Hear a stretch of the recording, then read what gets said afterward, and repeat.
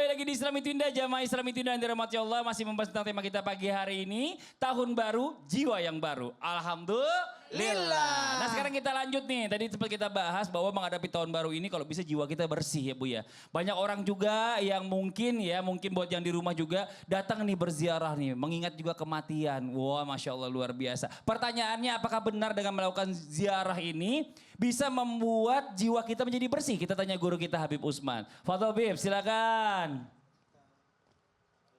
Bismillahirrahmanirrahim. Allahumma sholli ala sayyidina Muhammad wa ala ali sayyidina Muhammad.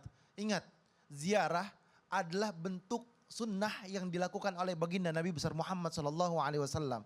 Ketika ditanya, apakah Rasulullah pernah ziarah? Isra Mi'rajnya Rasulullah itu berziarah. Tadi Ustadz Maulana sampaikan, ada 5 tempat yang Rasulullah datangi. Salah satunya adalah Bethlehem, tempatnya Nabi Musa, tempatnya Nabi Isa dan lain sebagainya. Rasulullah datangkan, nampak tilas. Oleh karena itu dijelaskan juga siapa orang yang menziarahi makamku, ya kan? Sama seperti menziarahiku ketika aku masih hidup. Jadi menziarahi Rasulullah Shallallahu Alaihi Wasallam adalah yang diharuskan oleh baginda Nabi besar Muhammad Sallallahu Alaihi Wasallam kalau punya rezeki. Kalau punya rezeki. Kita kalau umroh itu kemana? Kemana Bu? Ke Mekah. Ke Madinah gak? Madinah. Banyak orang yang umroh atau haji hanya ke Mekah. Salah kalau dia hanya ke Mekah. Dia harus ke Madinah dulu baru ke Mekah. Ke Mekah dulu atau ke Madinah. Itu yang benar. Karena apa? Kalau bukan karena Rasulullah nggak ada Mekah. Kalau bukan karena Rasulullah alam semesta ini nggak ada.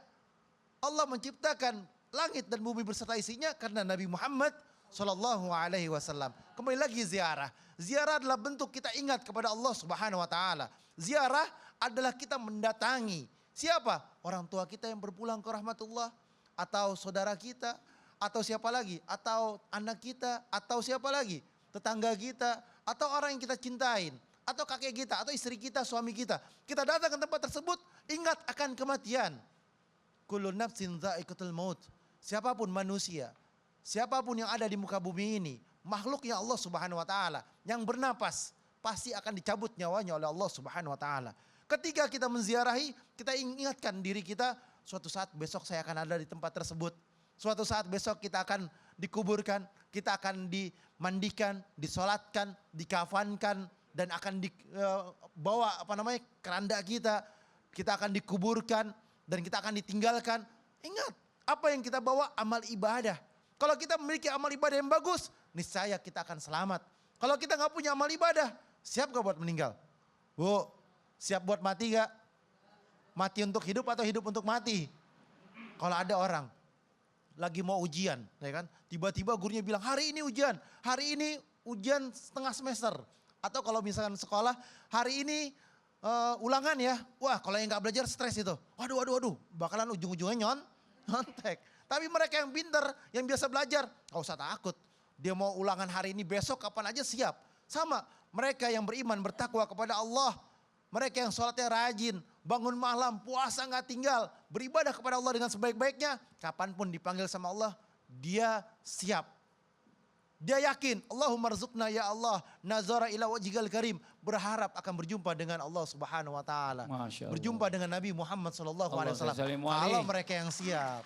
Tapi kalau yang gak siap, kabur. Ya, berarti kita harus jadi orang yang siap ya Bib ya. Makasih banyak Habib atas penjelasannya. Tepuk tangan sekali lagi buat guru kita. Ya Bib. Istri juga harus siap. Oh iya, Masya Allah. Kapanpun siap. Siap, oh iya. Itu lain lagi. Kita lanjut nih jamaah. Dari tadi kita membahas masalah tentang keutamaan Muharram, ya kan? Tapi sebenarnya apa sih atau mungkin kenapa sih ya sangat dianjurkan untuk membersihkan diri dan juga jiwa? Kita minta guru kita Ustadz Maulana untuk menjelaskan. Fadhol Ustadz Maulana. Izin guru-guru kita, Dokter Habib dan semuanya di sini, termasuk guru-guru kami yang lagi nonton di rumah, jamaah yang Masya Allah Tabarakallah. Bukan berarti kami di sini lebih baik, lebih pintar, tapi kami cuma dikasih kesempatan di sini. Nah, adakah peristiwa rahasia di balik peristiwa Muharram? Allah menyukai 3/10. 10 akhirnya bulan Ramadan karena ada malam Lailatul Qadar. 10 awalnya bulan Zulhijjah karena ada hari Ukub, ada hari Nahar. Dan 10 awalnya bulan Muharram. 1 sampai 10 Muharram. Ini sangat mulia loh ini. hari ini sampai 10 Muharram. Kalau bisa puasa dari hari ini sampai 10 Muharram. Memang yang paling bagus puasa terbaik itu setelah Ramadan adalah puasa Asyura.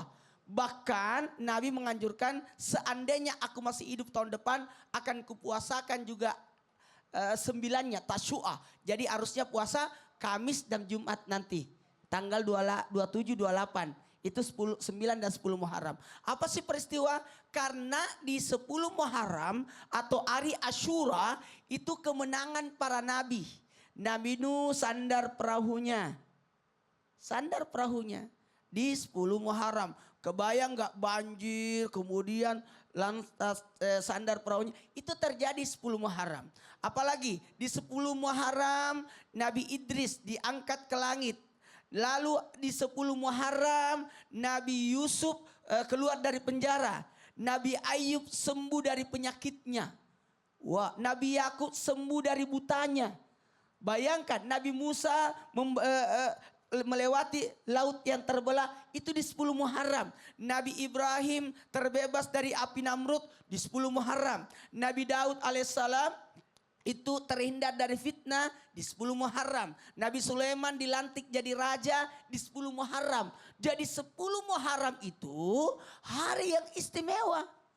Makanya sebaiknya kita mengadakan kebaikan, berpuasa, sedekah. Siapa yang bersedekah pada hari itu maka dimudahkan rezekinya. Ya, 1 tahun. Jadi bagus kalau bikin. Kalau di daerah kami di Sulawesi Selatan itu bikin pecak surah, bubur Asyura. Ya, kalau bikin bubur Asyura pasti banyak jadinya ya. Jadi bisa bagi-bagi. Bahkan kita berbelanja untuk kebutuhan, membahagiakan diri, beli panci, beli gayung. Kalau tidak bisa beli gayung, belilah rice cooker ya. Lebih mahal ya. Jangan panci, beli kulkas baru. Ya, beli apa-apa di hari itu silakan beli sesuatu. Jadi enak patokannya. Itu saya beli kulkas itu Muharram tahun lalu. Itu lemari itu saya beli Muharram tahun lalu. Jadi setiap tahun ada yang masuk di dalam rumah. Itulah hebatnya. Dan sebaiknya buat semuanya di 10 Muharram bahagiakan keluarga. Apalagi di hari Asyura. Jangan marah di 10 Muharram. Marah 1 tahun itu.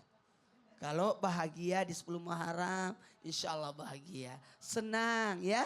Makanya ajak Masya Allah. Rani Iya, istri pergi saya. belanja. Orang gak tahu Rani siapa, Ya, istri istrinya saya. Padli. Kan Raninya Padli. Oh iya betul. Iya. Makasih banyak Ustadz Maulana. Tepuk tangan buat Ustadz Maulana. Jazakallah khairan kasiran ilmunya. Nah sekarang kita lanjut lagi. Kita mau kasih kesempatan kembali buat jamaah yang ada di studio mewakili yang di rumah. Untuk kembali bertanya sama guru-guru kita di studio nih. Kalau gitu kita kembali ke segmen Tanya Dong Ustadz. Kami semua tanya dong Ustaz. Oke kita lanjut. Yang mau bertanya silakan kembali angkat tangannya ayo. Gantian ya. Sekarang ke sebelah sini lagi ya. Oh ya ibu di sebelah sini silakan. Ibu izin. Enggak ibu izin berdiri maksudnya. Assalamualaikum warahmatullahi taala wabarakatuh. Waalaikumsalam warahmatullahi wabarakatuh. Nama saya Ibu Susi dari Majelis Taklim Al-Basri, Kelapa Nunggal, Kabupaten Sukabumi. Masya Allah. Silakan Ibu Susi pertanyaannya. Dokter, apakah ada teknik untuk mengelola emosi juga pikiran agar di tahun Hijriah ini saya jadi ibu yang lebih baik? Dan kadang setiap hari maunya marah-marah sama anak atau sama suami. Ya Allah. Itu dokter, mohon jawabannya. Ya. Wassalamualaikum warahmatullahi taala wabarakatuh. Waalaikumsalam warahmatullahi wabarakatuh. Tepuk tangan buat Ibu Susi Similikiti. Ya, Jangan marah-marah. Jangan marah-marah. Marah-marah dia. Ya, Baik, silakan, izin dokter. terima kasih pertanyaannya Bu Susi. Ya bismillahirrahmanirrahim. Ya memang teknik mengelola emosi itu yang paling afdol itu ajaran Islam memang. Ya, tadi kita juga sudah bahas tentang sistem saraf. Jadi sebetulnya pada saat kita marah, kesel, sedih, kecewa, kita tentu berzikir lagi. Ya, dan yang paling mujarab itu adalah istighfar, astagfirullahalazim. Itu jalan lagi ke sistem saraf tadi. Ya, bahkan juga Islam ajarkan bahwa kita ini memang sering dikasih cobaan, diberi sedikit ketakutan, ya kan? Ya, cobaan, kekurangan harta, kekurangan jiwa, bahkan kekurangan buah-buahan, kita disuruh bersabar. Dan salah satu cara bersabar adalah beristirja. Kalau istirja apa, Bu? Lafaznya apa? Inna lillahi wa inna ilahi rojiun. Itu juga. Jadi pada saat kita lafazkan inna lillahi wa inna ilahi rojiun, itu juga jalan ke sistem saraf, dia ke otak dan dia ke seluruh badan.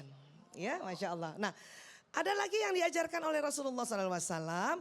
Ya, jadi kata Nabi, apabila marah berdiri, duduk.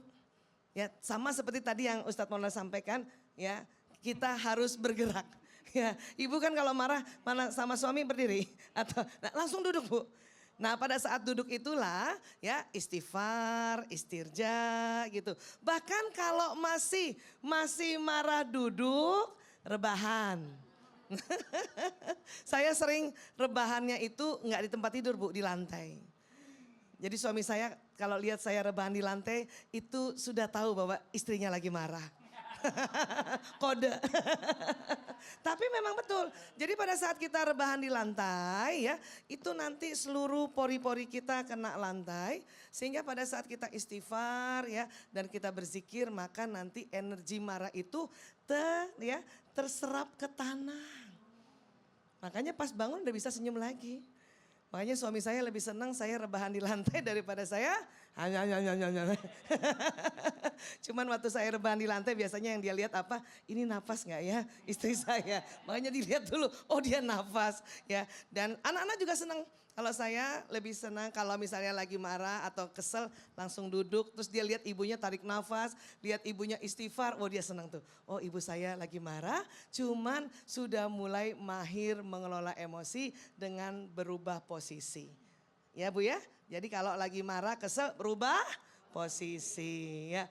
Nanti setelah tenang baru jalan-jalan seperti tadi Ustadz Maulana sampaikan. Karena memang dengan bergerak insya Allah ya hormon bahagia juga keluar. Masya Allah. Itulah hebatnya kita ibadah khusus kita yaitu sholat kan bergerak. Masya Allah. Ustadz Maulana kalau banyak bergerak ngilangin ngantuk dokter.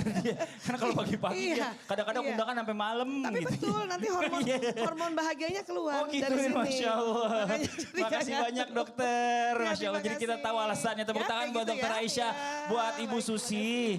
Jangan kebanyakan ngomel Bu. Ntar kalau udah kebanyakan ngomel stroke lagi. Suaminya yang gini. Innalillahi wa inna ilaihi rajiun. Istrinya lewat. Kita lanjut lagi ya. Satu lagi jamaah yang mau bertanya angkat tangannya ayo. Sebelah sini Ibu ayo silakan. Izin ayo. Assalamualaikum warahmatullahi wabarakatuh. Waalaikumsalam warahmatullahi wabarakatuh. Nama saya Aas Aisyah dari Majelis Taklim Kalapanunggal Sukabumi. Masya Allah Ibu Aa silakan. Ya, saya mau bertanya bagaimana Habib ya dengan puasa suro bisa membersihkan jiwa diri kita untuk tahun baru ini. Wah Masya Allah. Itu aja Terima Ibu kasih. Aas. Ya. Makasih Terima banyak. kasih. Assalamualaikum warahmatullahi wabarakatuh. Waalaikumsalam warahmatullahi wabarakatuh. Tepuk tangan buat Ibu Aas. Ustadz Maulana izin dong. Apa sih? Enggak, saya tahu yang suruh jawab ini Habib. Saya cuma panggil aja. Yang di rumah jadi mana-mana tetap di Islam itu indah. Jamaah! Jamaah! Alhamdulillah. Alhamdulillah. Astagfirullahaladzim. Astagfirullah.